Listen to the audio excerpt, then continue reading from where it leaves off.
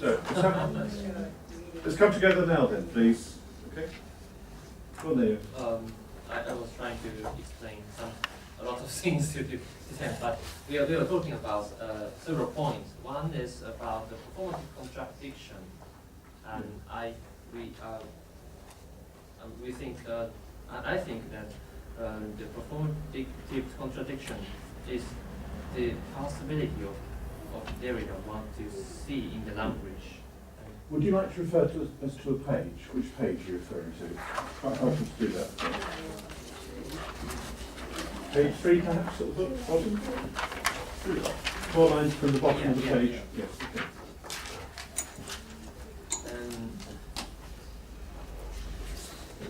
I think a lot of points in the word performative contradiction Derrida made here, because one is that he did not believe the division of the action and description. That's one point. And could you say a bit more about that, please? He doesn't believe in a division of action and description. Description. That comes from Austin, and the very like the idea of speech act very much. He often cited in a lot of works in his books. I think it has the performative contradiction has some connection with that idea. Okay, carry on talking if you would. Will someone respond?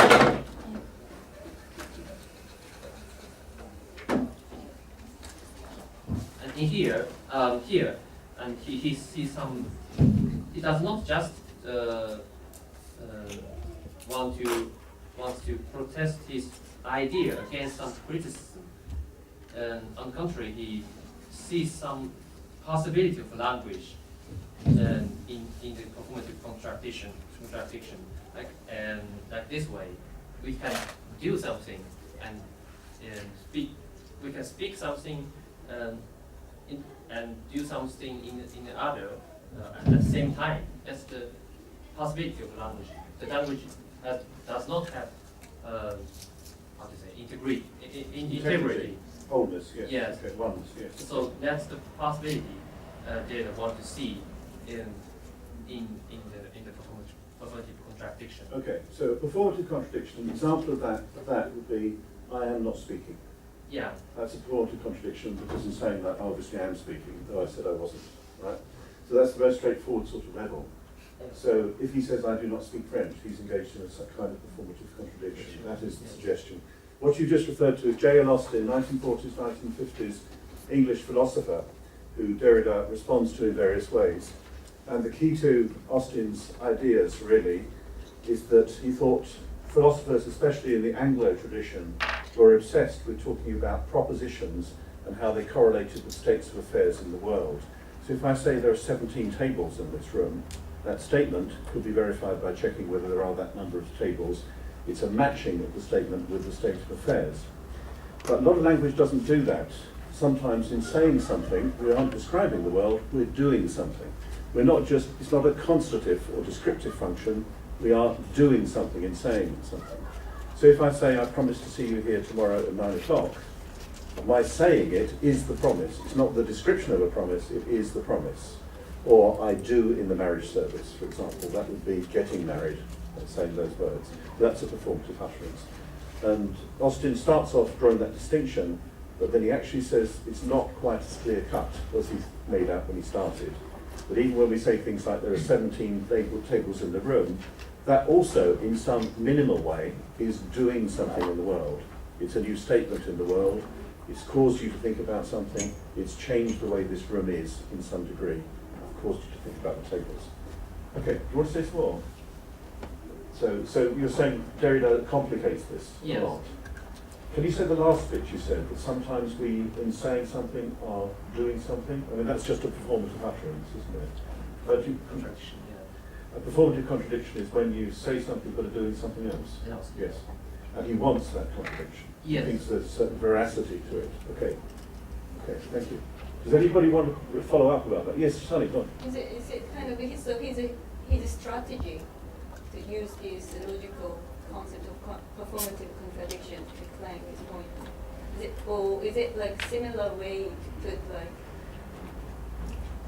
this is not pipe. This is not A pipe. You know the Magritte. Yeah, Magritte. Is it like a similar idea to say that this is not pipe? I don't think so. Do you know the picture she's referring to by René Magritte? And it says this is not a pipe, it's a picture of a pipe. Well, it's not a pipe because it's a picture. That would be the sort of thing that Magritte is playing with. But I think Magritte is going for something which is much more designed to stir a feeling of the absurd. Whereas Derrida is making a point much closer to the way language operates, I think. So he's not inviting that thought of absurdity in the same way. He's saying that the relation with the impossible is internal to the proper organisation, the proper orientation of our language. That's why he likes the contradiction. Anne? I'm very happy to discover Derrida here.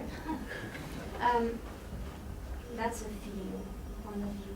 I really have the feeling in this sentence when you speak about it's impossible to be a monolinguist, etc. But there is he shows a clear division inside of himself, and this is his own existence. And later on, he speaks about language as the most crazy things. Yes. So in a way, we could speak about Magritte, this kind of not craziness, but absurdity. I see. So you would like to push it that way? Yes. Not really, but I was just thinking about that. But I really understand his words by his own division and the impossibility to be with one language which is your language and one language which is not your language in a way. So you're tying that specifically to his situation as an Algerian Jew. Yeah. And in the sentence, I don't know if in the English translation you have it, but in the French transcription you have a bracket in the middle of the sentence, which is written, I am myself, this one, isn't it? Yes. And he's putting himself in this Yes. sentence, which I think is very powerful. Okay. Sonny, you wanted to say something. Please don't feel you have to speak just to me. Speak to each other. All right? Do you want to say one? I withdraw. Oh, withdraw. Okay. Does anybody want to follow that up? What I'm interested by myself is how far this is peculiar to his situation as an Algerian Jew, and how far it's the human condition more generally. But you want to say something, don't you? Go ahead. Yeah, just follow up of you. Well, that is very peculiar. In this sense, the example of Derrida himself is not that applicable to the others, like ordinary people. But I think these, if I call these extreme cases, still represent some kind of commonality of all human beings, because in this extreme case, it has showcases this commonality, which is makes it more apparent, makes something that it is there, but we do not aware it. But in this extreme case, the thing suddenly becomes that apparent, and it is something that we all have. That's brilliantly good. Yes. Yes, Okay. Thank and maybe I can say something about our understanding of the most important line of Derrida is, I Which only page? have just page 1. Yes. I only have one language. It is not mine, the most famous one. So we understand that why we only have one language. Well, it is possible that you can speak all the other languages. You can be multilingual, but still you speak only one language, because there's only one language that you like to call it your home, that you like to have some kind of attachment. This sense of belonging is only one, but it is not yours, because you want to have this sense of belonging, but you do not have this sense of belonging. This is like your home, but it is not your home. You are homeless because you can't understand all that is about this language, because you do not create yourself. It is not yours. It has existed even before your existence, and it survives you. It exceeds you. Yeah. Yeah. And sometimes, as you said earlier on, you feel it can't say what you want to say. Yeah. But which is as much as to say that you can't Yeah. find words for what you're feeling. You can't Yeah. those feelings aren't articulated, aren't shaped in some way. Because it's enforced upon you. Yeah. Language is, as I understand, can be said as a set of symbols which make into kind of system. So this is something that you cannot conquer. You cannot master yourself. That's why you say it is not yours. And still, you do not have this sense of belonging. This is not your home. Yes. But you want to have this sense of belonging. That's why you say, I have this one home. Okay, thank you. Is that about this Alpha Orient? Yeah. Go on. Yeah, it's this we were sharing this point exactly this line where we were talking about. And also it's our language, but I use this word like maybe it's not the appropriate word, like we borrow when we birth the language. When I mean borrow, it's a conscious act, but a child doesn't do that. Because it's not conscious way, but in some sense it's a tool, the only way we have to communicate to the other, which is not really appropriate, because as I say, not every time we are able to communicate through words what we want, what we feel. Yes, okay, thank you. Yes. The idea that you can't communicate what you feel, I think it can be taken two ways. One would be that there are feelings, called ABC, that are already inside you, but you can't find the words in the language that's current that will express that ABC.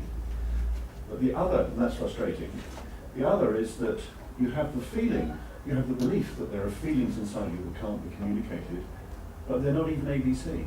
They don't have a life yet until they've found expression. I'm not saying there's nothing there, but there's a kind of inarticulability. And we can, I think, deceive ourselves into thinking that there are ready-made feelings. It's more unformed than that. So it sort of comes out of the darkness, and it comes into the light by being in some ways forced into this language, which sometimes feels fully easy, fully where we feel at home, and sometimes we don't. Does that fit with what you're saying or not? Yeah, and I don't know if, for me this is not really clear about, when we speak about languages, is it only related to words, or all the things are part of Everything, language? yes. Gesture. Gesture, Yes, yes, music and so on. because in my interview, many people, in my research, and many people use gesture in order to state what they want to mean. Gesture are more effective than words. And also they use gesture in order to shape the phrase after. Sure. From gesture we can understand better Yes.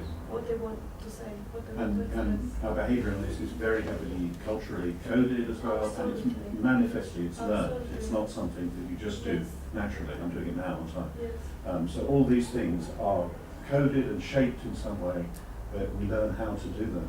But I think the same principles that we described there apply to gesture, Yes. or to music as well, or to painting and so on, as they do to languages. I'm not referring to music, I'm referring No, okay. in general. Okay. No, I agree with you. Yeah. Do you want to say something? I just found it a bit difficult to get these two seemingly different kind of ideas. So one is that what you just described, we sometimes feel something inside, but we can't find the words to describe it. And then another idea would be that everything, every thought and every feelings we have are shaped by language. I think the second thing is always true. There's always some shaping that goes on with language. It's sometimes put rather hyperbolically that there's a violence in language, because the violence works through the classifications, categorizations that language uses, which chops up our experience of the world in ways that is arbitrary in some degree. Not totally arbitrary, but partially arbitrary, which is one reason why we get these cultural differences. But the thing I was trying to get to is that if we say there's something inside me that I cannot put into words, then one way of interpreting that is that there are all of these private sensations which I know very clearly myself, private thoughts, private sensations, and I just can't find the vocabulary in English or French or whatever it is. And another way of saying it is that I feel there's something I want to say, but I'm kind of in the dark as to what it is. I can't find any private way of articulating it either. If I could articulate it privately, I'd be using the words that I would other use in speaking publicly. So there's a very powerful sense that there's something in you that you cannot bring to the surface. The fantasy is to think that you know what that thing is. Do you see what I mean? As though we had private insight into these thoughts and feelings. What's probably much closer to the truth is that there's a sort of darkness there, something that's not yet formed. Do you see what I mean? So if you're writing an essay and you think, I know what I want to say, I just can't find the words to say it, you're probably deceiving yourself. Because it's the very words that do articulate what you want to say, that are the thing you want to say. There isn't the gap. Okay. Does it make a bit more sense? Okay. So could we say like Derrida's extreme case, his identity or that his language is a metonym of the aspect of language that we can. Yeah, that's exactly the point you made. Yes. That it's actually the human condition. And if you are brought up just in one culture, speaking one language, perhaps not even learning a foreign language, you can feel this very, very strange. You perhaps feel it's very remote from you. But I think what he tries to show is that even in one's native language, one's mother tongue, already this kind of disturbance is there. There's already a kind of not at homeness in that language. And of course the language is always being penetrated and exposed to other languages. And that language, even if it's French or Japanese that have been standardized to a considerable extent, even if it's those languages, there are still many variations, regional variations and so on. So could we make this, could we make a link to this active division that he used in chapter 2? Where's chapter 2? Do you want to show us the page?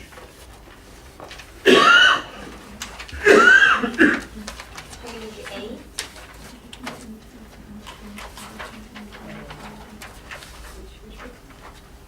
Yes, okay. This line.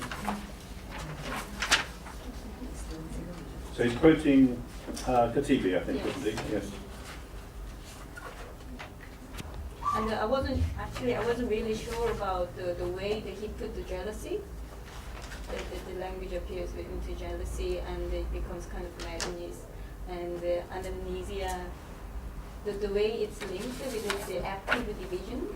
And I wasn't really sure even what divide. And Jacques helped me between the mother tongue and the other, or called it foreign. And I thought I understood this active division by itself, but I couldn't really make a connection with this jealousy part and the madness part, and in the end, mother tongue and amnesia. Okay, and so that paragraph after the quotation. okay. Perhaps some people don't know what anamnesia is. It's a word, Greek word that comes in Plato's dialogue, the Meno in particular, when Socrates is talking to this person called Meno. And it's a doctrine about learning. It's very central to education, really. And the learning that Plato cares about is not knowing that Paris is the capital of France. It's not mere factual information about the world. It's stuff like knowing that the angles inside a triangle add up to 180 degrees. And what Socrates demonstrates with Meno is that even though this person has not been educated, by a process of questioning, he can reason through the properties of the triangle or other things in geometry. So it naturally unfolds from within. So anamnesis is, amnesia is forgetfulness, isn't it, or not being able to remember, amnesia. Anamnesia is the opposite of not being able to remember. It is remembering, it's recalling.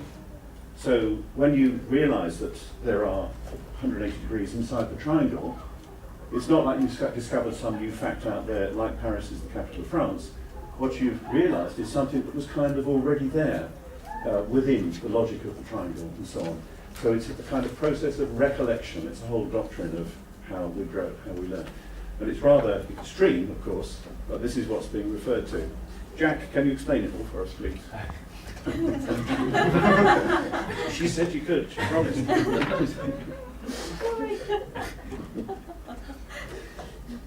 Can you? Not amnesia, the division thing, I mean. Oh, talk about the division thing. But you know what, I wasn't familiar with the term amnesia, Okay. and I read it as amnesia. Okay, so it's the privative prefix, like atypical is non-typical, and it acquires the end because of the vowel, anamnesia. And I can tell you about the error I made and how that actually is useful for thinking about what you've just said. All right. So I was thinking about, because you mentioned this earlier, that sometimes we think of writing as being the opposite of Speech. of speech, yeah, and maybe a calcification of the process of thought because it's fixed in one Yes, particular calcification is turning into chalk, hardening. yeah, so the hardening and calcification and of maybe thought or language becoming fixed at one point rather than open to Yes. the kind of changes, transformation that we've been discussing. And of course, if I'd read it as amnesia, it might have been something like that. But now I'm thinking about amnesia, actually it's the opposite, that there's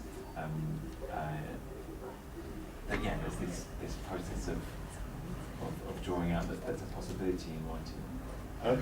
Okay, so the division, can you explain that, the division?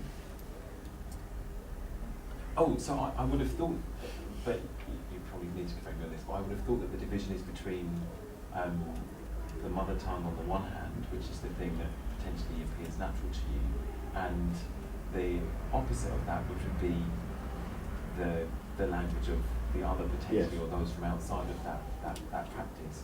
And that division is active because it's performative to a certain extent and is exclusive in terms of setting up relations between the praxis within the mother tongue and that outside of that. Good, and it's active and performative in the sense that people say the language of the school will be French or will be English, and that suppresses the Arabic that people might speak in the streets.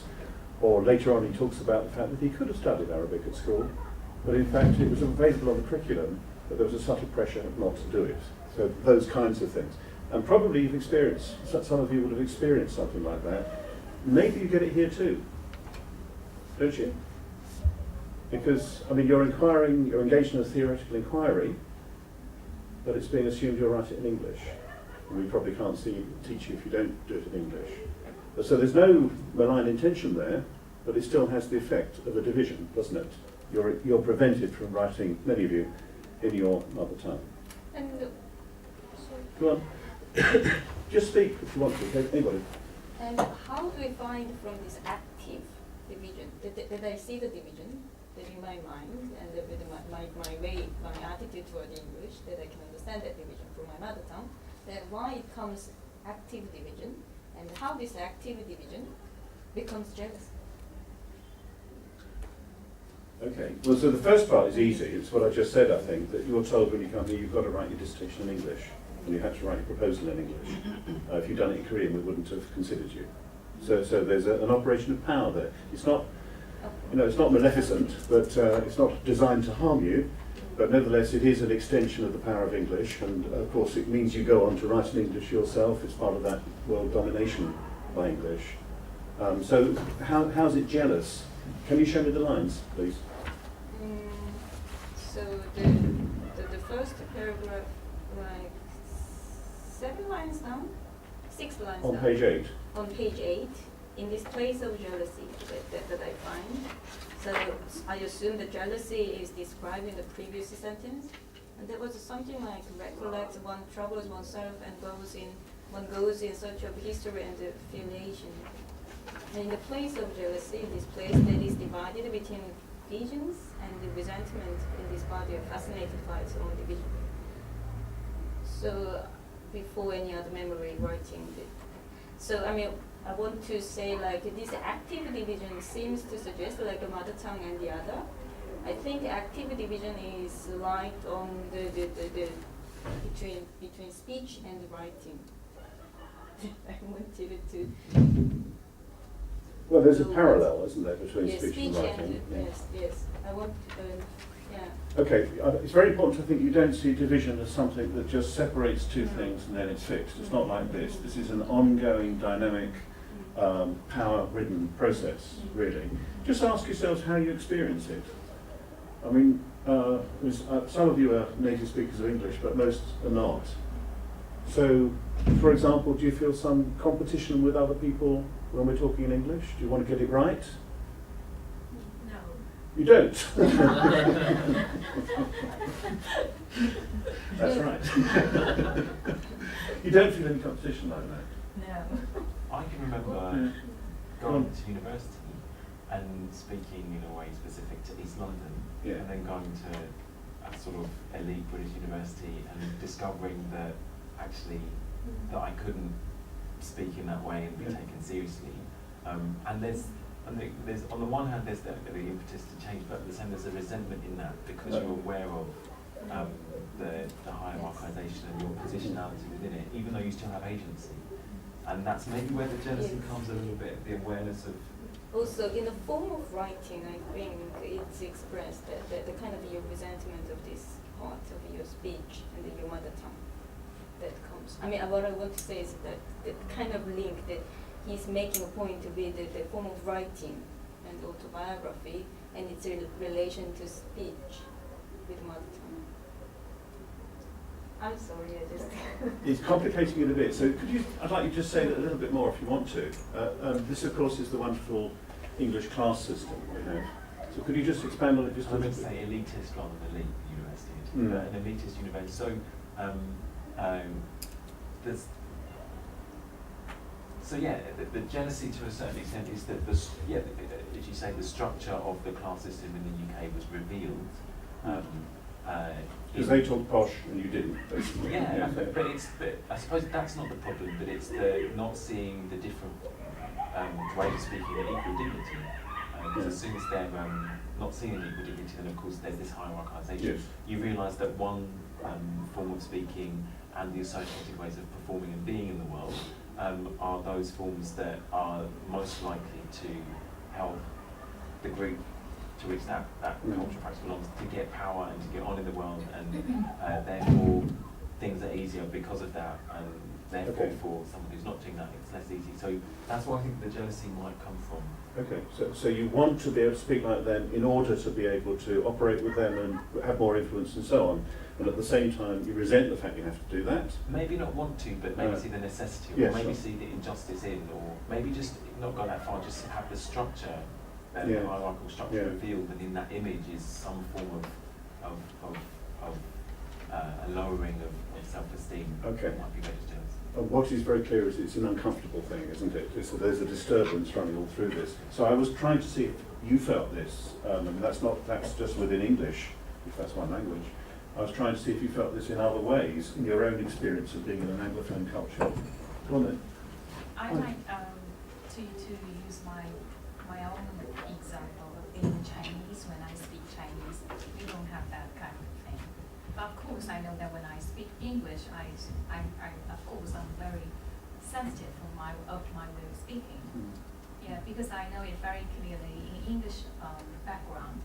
Certain way of speaking is also a label of certain kind of class that you are in, certain kind of education that you received.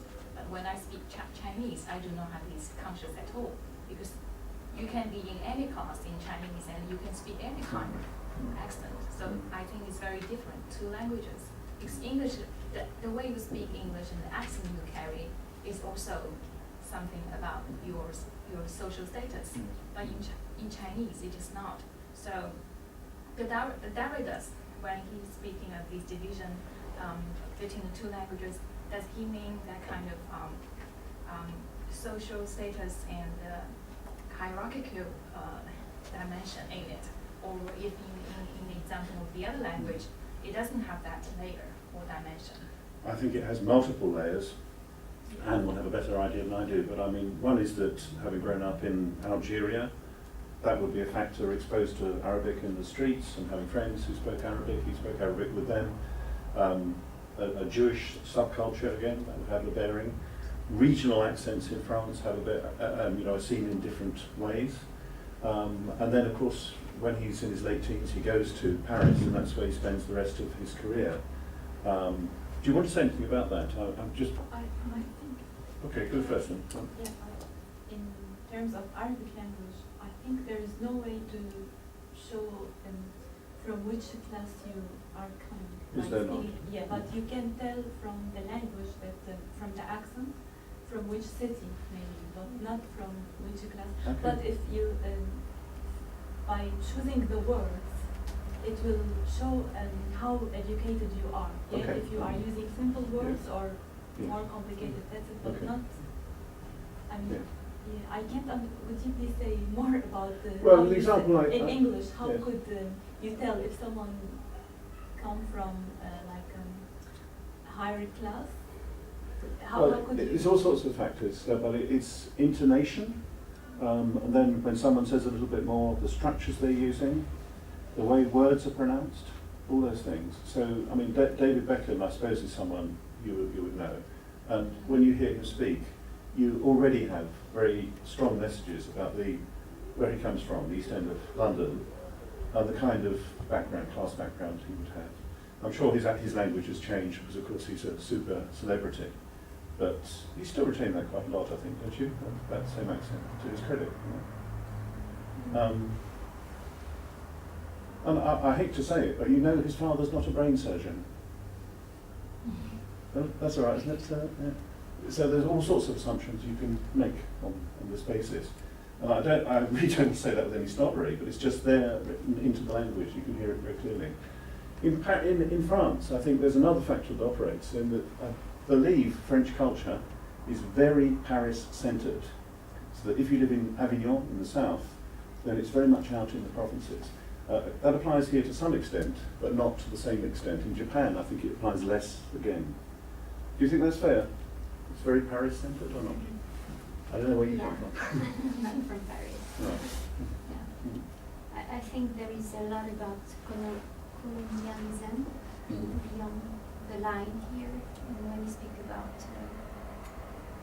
revenge, and Yes, right. when he speaks about violence, Yes. so it seems that he collects all this violence Yes, sure. and makes the language as a response to that, and Yes. the writing. Yes, okay, yes. Could we just vary it a little bit? Just someone on the back table want to say something?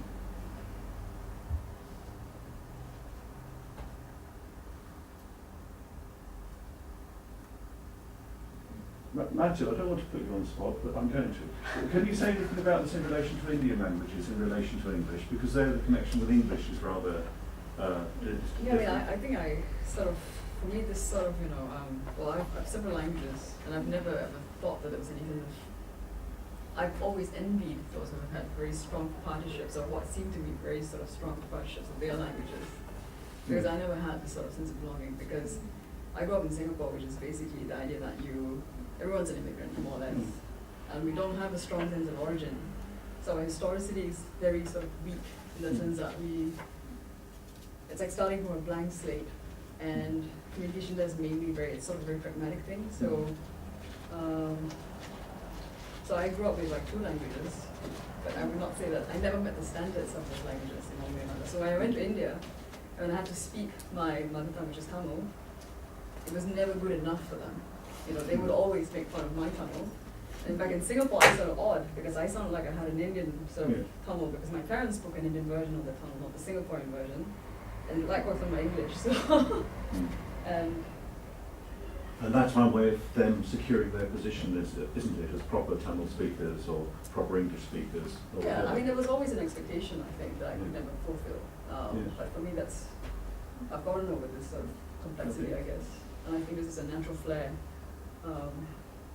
Okay, so you could say something like he says, couldn't you, that you only speak one language and you don't ever speak one language. Could you say that? Or not? Or do you feel you speak 2 or 3 languages and they're discrete? That's what I'm interested by.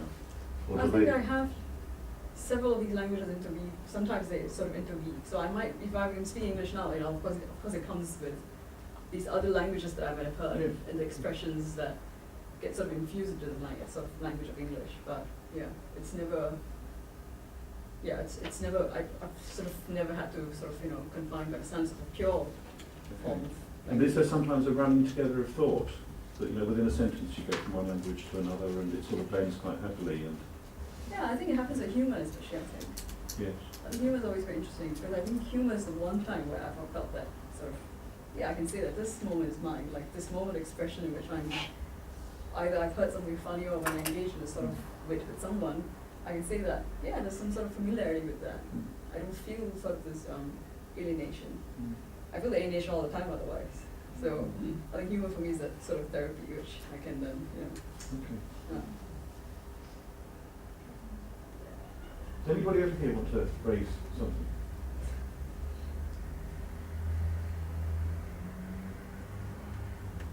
Great. Well, I guess what Jacques was saying about his accent, I feel that way when I come to the UK as well, because I obviously speak English as my first language, but I think immediately when people realize I'm American, there's a connotation that comes with that, just like when you come from East London, maybe there's a connotation that comes with that as well.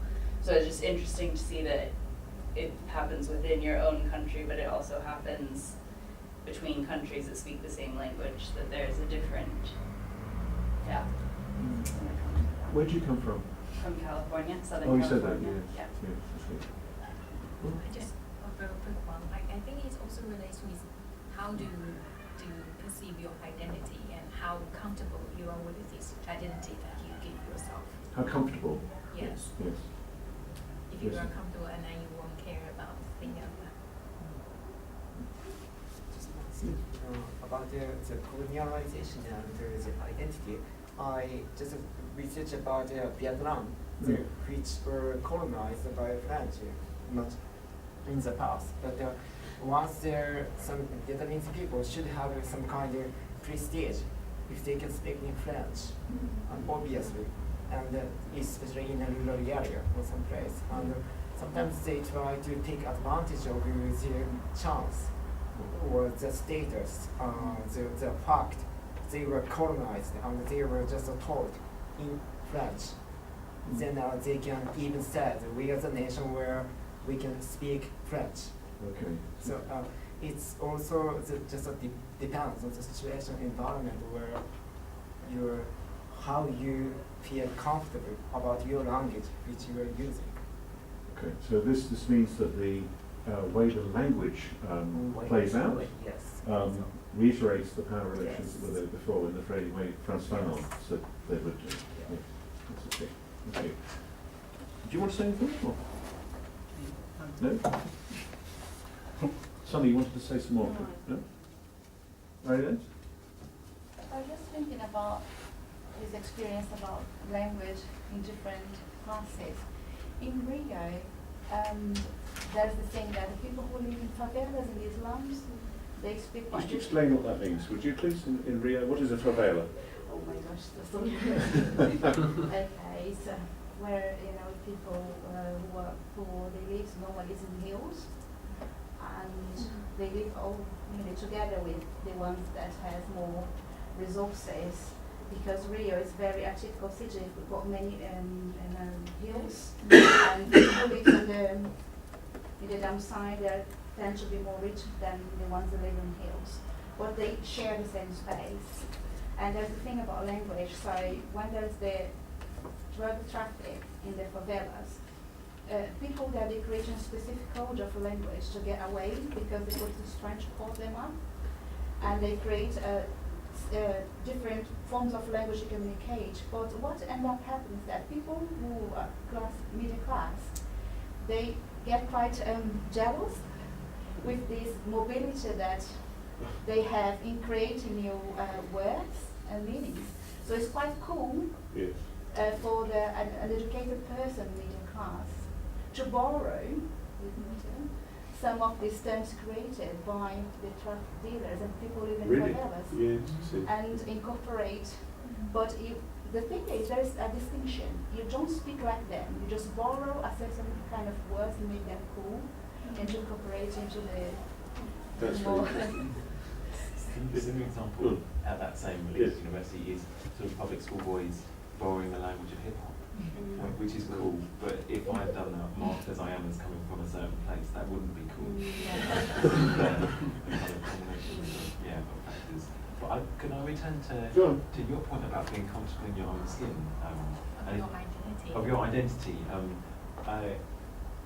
I wonder if it maybe is a little bit more complex than that, in the sense that you can be comfortable within the integrity of your own identity, but you might still have it revealed to you that that isn't accepted by others. And it's in the injustice of that non-acceptance that may be where the resentment and the jealousy comes from.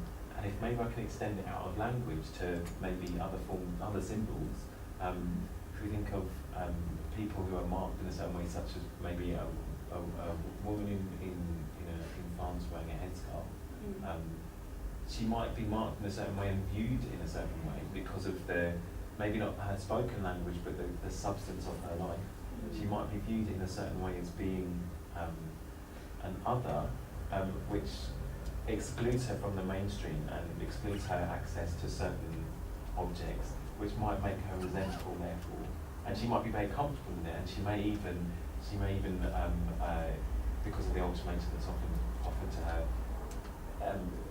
sort of, I was going to say retreat, that's one of a bit, sort of strengthen and build on her Islamic culture even more in response to the rejection that maybe mainstream society has given her. So she's very comfortable in it, but there still might be a resentment in there of that process of othering that's being done because she's marked as different.